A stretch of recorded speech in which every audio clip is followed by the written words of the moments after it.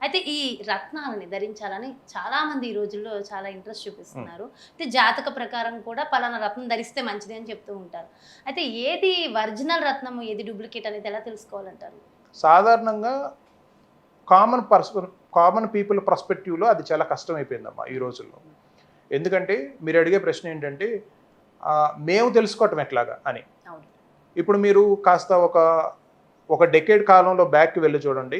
Gem stone గురించి రత్నాలు మీరు ఒరిజినల్ రత్నాలని సర్టిఫికేట్ ఉండాలి. అవును. సర్టిఫికేట్ ఉన్న రత్నాలు మాత్రమే కొనండి. అప్పుడులో చాలా ప్రాచుర్యంలోకి వచ్చినాయి మీడియా మొత్తం. Yes. అప్పుడు మీడియా తాలూకా ఇది కూడా ఎలివేషన్ కూడా ఎక్కువగా ఉంది.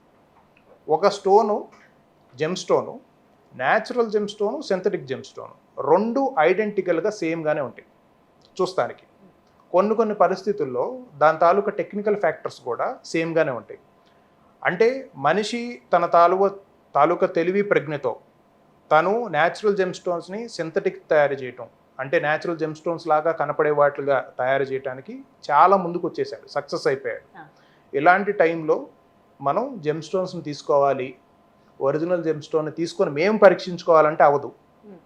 ప్రాపర్ జెమ్ టెస్టింగ్ ల్యాబొరేటరీసు లేకపోతే సరైన పద్ధతుల్లో వాటిని పరీక్షలు చేసి అమ్ముతున్న సంస్థల దగ్గర తీసుకుంటేనే మీకు ఒక గ్యారంటీ ఉంటుంది మనం తీసుకుంది ఒరిజినల్ జెమ్ స్టోన్ అని. మనం ఇంట్లో టెస్ట్ చేసుకోవటం, లేకపోతే ఏదో ఒక 1-2 టెస్టులు పాత పద్ధతుల్లో రాళ్ళను అరగదీయమనేవాళ్ళు ఒకప్పుడు కాలంలో. అరిగిపోతే మంచి రాయి, అరగకపోతే డూప్లికేట్ రాయి. సింపుల్, ఒకటే టెస్ట్. దాన్ని డెస్ట్రక్టివ్ టెస్ట్ అంటారు.